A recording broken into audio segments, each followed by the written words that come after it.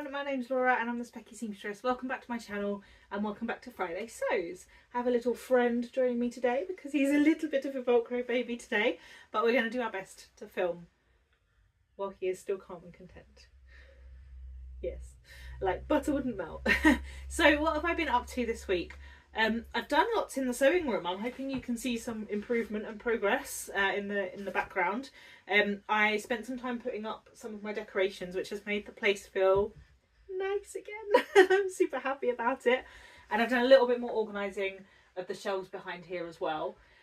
So I'm feeling pretty good about the sewing room. It still has work to do, predominantly sorting out my pattern pieces, to be honest, which I am dreading because it's the sort of task I hate, but I'm going to enlist the help of a friend to make it a little bit smoother, a little bit more enjoyable. So hopefully I'll get that sorted in the next couple of weeks, but we shall see. And it's been a really busy week with the business as well. So the business that I run, the Specky Seamstress, has 2 subscription boxes, and we had all of our renewals come out this week. So that means we're busy packing and sorting out all the logistics for shipping the next set of boxes. And actually, as I was walking out to the sewing room, I walked past the last month's boxes, so I thought I would just show you. This was the bias box. Thanks, I made it in a cute green. And then these were the labels. Please look after me, and cute little dinosaurs, which are adorable. And I've just been filming a reel for Instagram because we're not sure yet whether we're going to sell, when they come out to retail into the shop, whether we're going to sell them as separates. So at the moment they're available for club members as an 8-pack of mini labels or a 6-pack of the big labels, but we can't decide whether we might also still sell them in the combination packs where you get 3 big and 4 little. So I've been filming a little reel about that and admiring the new label bags that we have, because that's the sort of thing you do when you run a small business. So let me know what you think about that, because that'd be helpful, particularly if you're a member, to know how you would like to buy extras. And if you're not a member, because these will be available in the shop at some point. Anyway, this is not intended to be an advert for business. It just happened to walk past them and thought I would share. I have bought more fabric this week and I can't believe it, to be honest, but I do think that this next week I am not going to buy any fabric, although I am going to a sewing social where there might be a de-stash table, so I might acquire some fabric. But I bought some fabric from the Fabric Room, who are a bit like Pound Fabrics. They sell things where you have to buy 3 meters minimum of each fabric type, or each fabric piece has to be at least 3 meters. But because I'm fancying woven shirts and blouses at the moment, I thought it might be good to pick up some plain viscose, basically, just to try them out in. And they were having a sale, and their viscose Marocaine, which is like sort of like a crepe, it's got a textured feel to it, was like £2.10 a metre. So I bought 3 meters of ivory, 3 meters of royal blue, and 3 meters of plain black. And I don't really need to show you that, partly because they're hanging up drying back in the actual house, and partly because they're just plain fabrics. But I'm hoping to turn those into kind of the wearable toiles of all of the shirt patterns that I have acquired over the last few weeks. So I have I acquired any more patterns? I don't think so since last week. You're being a fusspot. I think that the last time we spoke, I said I had bought the Terra pants and the Fen blouse, and I think they are the only patterns they're the newest patterns that I have bought. But I have had printed 5 shirt patterns over the last few weeks. The Goldfinch Studio Pierce shirt, which is the zero waist one, the Fen shirt by Pattern Fantastique, the Mellow by Deer and Doe, the Patina by Friday Pattern Company, and the Joni top by So Liberated, which I think fits the bill for the woven sort of shirt I had in mind when I've been talking about it to wear with high-waisted trousers. So it has bust darts, it has a camp collar, and it has princess seams in the back. So it's a little bit more shaped and fitted than some of the ones I've seen, although it's not particularly fitted, but like it's just got a bit more shape to it. And I've actually this week cut a version of that out. So I've cut out a Joni top in this Little Johnny. I nearly said Johnny English, that's not right. This Little Johnny fabric that I've had in my stash for ages. Yes, Misty, you'd like some milk. And I'm very excited about making that up. Now, I have done quite a lot of cutting this week.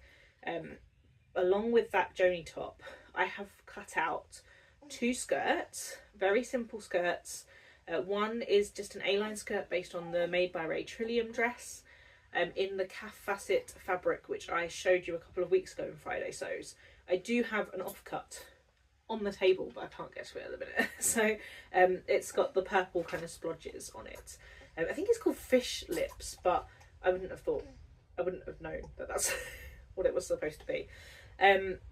So I've cut out that. I've cut out a black skirt with a mesh overlay in a like dark teal polka dot mesh fabric, like lace fabric, which I'm gonna make an A-line at the top, like the first tier, but I'm gonna make a really big frilly bottom tier because I've seen a few like occasion dresses as casual, or occasion skirts as casual skirts recently, and when I came across this fabric while I was searching through my sewing room to kind of sort stuff out, I couldn't get the idea out of my mind of this kind of mesh skirt with pairing up with like thick tights and boots and a t-shirt and a like big cardigan. So I'm quite excited by that. Just a little snack, hey pal. I'm really excited to make that up. So I have 2 of those, 2 skirts. They're just going to be elasticated waists, pockets anchored at the waist, really nice and simple. I've cut out that Joni top, and I also have today cut out the my brain has gone blank, the zero waist block pant by Bridget Helmerson.